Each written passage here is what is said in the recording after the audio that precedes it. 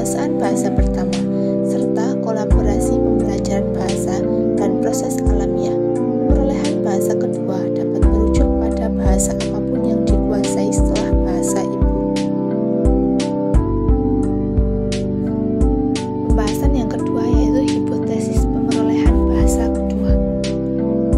A. Hipotesis pemerolehan pembelajaran acquisition vs learning. Menurut hipotesis ini, penguasaan bahasa kedua dapat terjadi melalui dua cara, yaitu diperoleh dan dipelajari. B. Hipotesis urutan alamiah. Hipotesis ini berpendapat bahwa struktur tata bahasa diperoleh melalui tatanan yang dapat diperkirakan. C. Hipotesis monitor.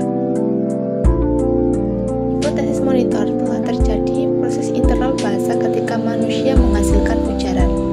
D. Hipotesis masukan. Menurut hipotesis masukan, pelajar bahasa membutuhkan keberadaan penutur asli untuk mempermudah penguasaan bahasa kedua. E. Hipotesis saringan efektif.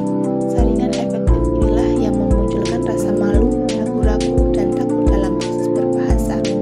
Bila saringan efektif ini selalu hadir dalam intensitas yang tinggi, maka akan menghambat proses pemerolehan B2.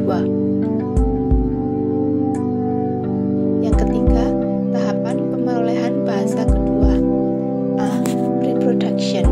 Pre-production dikenal juga dengan periode diam. Pelajar bahasa tak banyak bicara dan cenderung mengamati, karena hanya memiliki kosakata reseptif sekitar 500 kata. B. Early production. Tahap kedua dari proses pemerolehan bahasa kedua adalah produksi awal, di mana dalam tahap ini pelajar bahasa berbicara dalam frasa-frasa pendek terdiri atas satu atau dua kata. C. Speech emergency. Di tahap speech emergency, kosakata pelajar bahasa kedua meningkat hingga 3.000 kata. D. Intermediate fluency. Tahapan selanjutnya adalah fasih menengah, yaitu tahap di mana pelajar bahasa telah menguasai lebih dari 6.000 kosakata. E. Advanced fluency. Sebagian besar pelajar bahasa membutuhkan setidaknya 2 tahun untuk mencapai tahap ini. Pembahasan yang keempat yaitu faktor yang mempengaruhi pemerolehan bahasa kedua. A. Motivasi. Motivasi adalah bagaimana menguasai bahasa tambahan selain bahasa ibu, yang bukanlah sesuatu yang mutlak. Untuk menguasai diperlukan gairah untuk berbahasa. B. Bakat. Bakat bahasa merupakan penyatuan beberapa kemampuan berbahasa seperti kemampuan pengodean, kepekaan gramatikal, dan kemampuan menghafal.